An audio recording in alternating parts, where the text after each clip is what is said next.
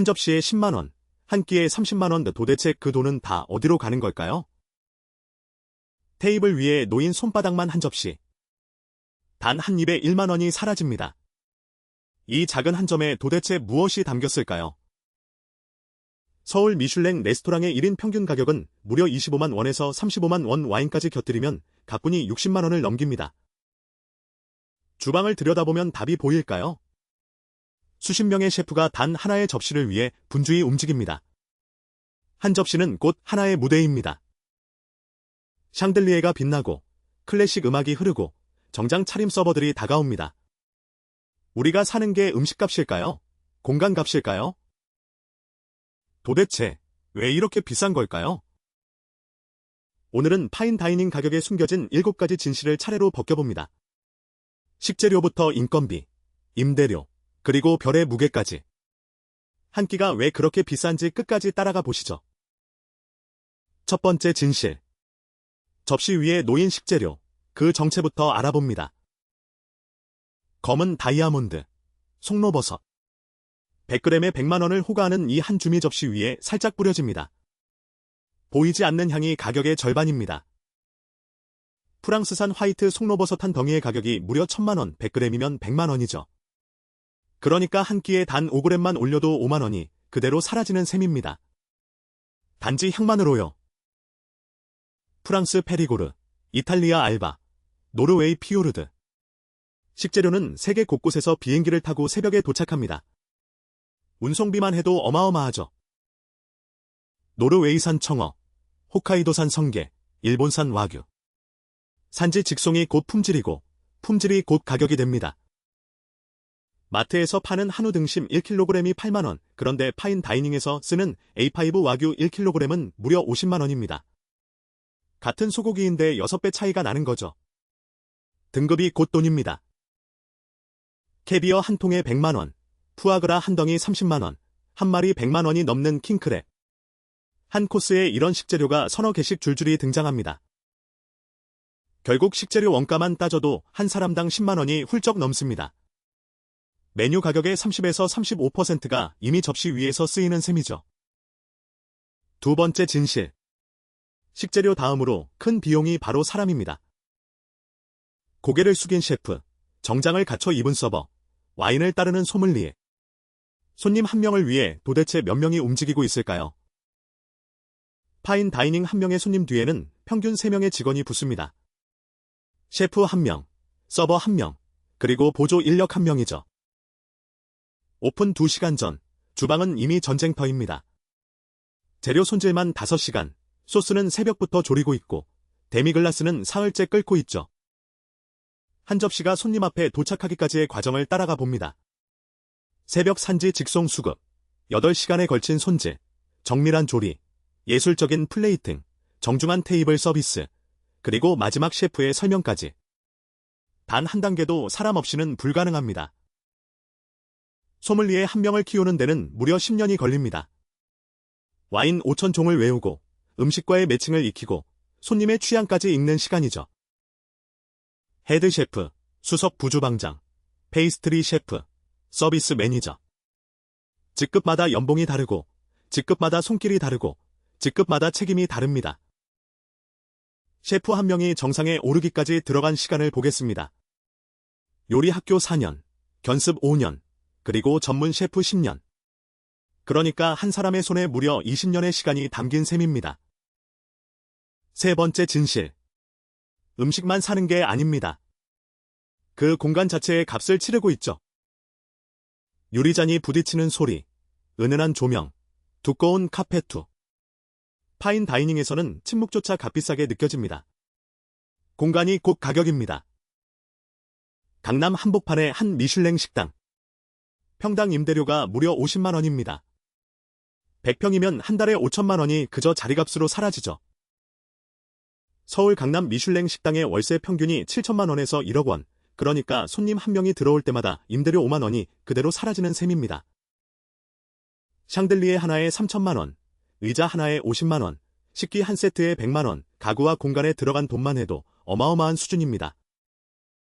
공간을 만드는 데는 임대료뿐만이 아닙니다. 인테리어 디자이너, 음향 컨설턴트, 조명 전문가, 향기 디자이너까지. 보이지 않는 비용이 가격에 차곡차곡 녹아있죠. 테이블 간격은 1.5m. 좌석 수를 줄이는 것 자체가 럭셔리입니다. 같은 평수의 절반만 손님을 받는다는 건 그만큼 가격이 2배로 올라간다는 뜻이죠. 결국 우리가 사는 건 음식만이 아닙니다. 그 공간에서 흐르는 2시간의 분위기, 바로 그것을 사고 있는 겁니다. 네 번째 진실. 미슐랭이라는 이름표가 가격에 미치는 영향을 보겠습니다. 빨간 가이드북에 별이 하나 박힌 순간 그 식당의 인생이 송두리째 바뀝니다. 별 하나의 무게는 우리 상상 이상이죠. 어느 미슐랭 셰프는 인터뷰에서 이렇게 고백했습니다. 별을 받은 그 순간 식당이 더 이상 내 것이 아니게 되었다고요. 별을 받은 식당의 예약은 1년치까지 가득 차고 가격은 평균 30%가 오릅니다. 똑같은 음식인데 단지 별 하나가 붙었다는 이유로 말이죠. 미슐랭 별을 받기까지의 여정도 결코 만만치 않습니다. 식당이 문을 연 첫 해부터 익명평가가 시작되고 첫 별까지 보통 3년, 두 번째 별까지 또 5년이 걸립니다. 세 번째 별은 평균 10년 이상이 필요하고요. 그 긴 시간 동안 모든 손실은 식당이 그대로 떠안아야 하죠. 별을 유지하기 위한 비용도 어마어마합니다. 인력은 더 늘려야 하고, 식재료 등급은 더 올려야 하고, 메뉴는 매 시즌 새롭게 짜야 하죠. 그래서 미슐랭 별을 받으면 매출은 평균 50%나 증가합니다. 하지만 동시에 비용 증가율은 그보다 더 큰 70%. 그러니까 별을 받아도 이익은 오히려 줄어드는 역설적인 상황이 흔합니다. 별셋을 보유한 3개의 식당들. 프랑스의 르 베르나르댕, 일본의 스시 사이토, 그리고 한국의 모수까지. 모두 한 끼에 50만 원이 훌쩍 넘는 가격이죠. 다섯 번째 진실. 이제 진짜 마진이 어디에 숨어 있는지 들여다봅니다. 코스 가격은 30만 원이지만 사실 마진은 그리 크지 않습니다. 그런데 식당에 진짜 돈벌이는 따로 있죠. 바로 와인입니다. 도매 시장에서 5만 원짜리 와인이 식당에 들어오면 메뉴판에는 25만 원으로 적힙니다. 무려 5배의 마크업이죠. 식당 전체 마진의 절반 이상이 와인에서 나오는 경우도 흔합니다. 소믈리에가 와인을 따르는 그 순간 식당의 이익률이 가장 높아집니다. 코스 가격보다 와인 한 병이 오히려 더 큰 수익을 안기죠. 그렇다면 식당이 진짜로 돈을 버는 항목은 무엇일까요? 4가지를 살펴봅니다. 첫째, 와인과 주류 5배 마진. 둘째, 코스 마지막 디저트와 차 10배 마진. 셋째, 페어링 추천 메뉴 7배 마진. 그리고 마지막으로 별실과 프라이빗 다이닝의 30% 추가 요금까지. 예술 작품 같은 디저트 한 접시. 원가는 단돈 3,000원에 불과합니다. 그런데 메뉴에는 무려 3만 원으로 적혀 있죠. 디저트의 마법입니다. 겉으로는 비싸 보여도 실제 파인 다이닝 식당의 영업이익률은 평균 5%밖에 안 됩니다. 일반 분식집보다도 낮은 수치입니다. 그래서 미슐랭 식당이 돈 때문에 문을 닫는 경우도 흔합니다. 매출은 높은데 이익이 너무 적어서요. 도쿄, 파리, 뉴욕 어디든 마찬가지의 풍경이죠. 마지막 진실. 그렇다면 우리는 도대체 무엇을 사고 있는 걸까요? 셰프가 직접 테이블로 다가와 접시를 설명합니다. 그 짧은 1분 동안 우리는 단순한 음식 그 이상의 것을 받게 됩니다. 이야기와 시간을 받죠. 결국 파인 다이닝은 식사가 아닙니다.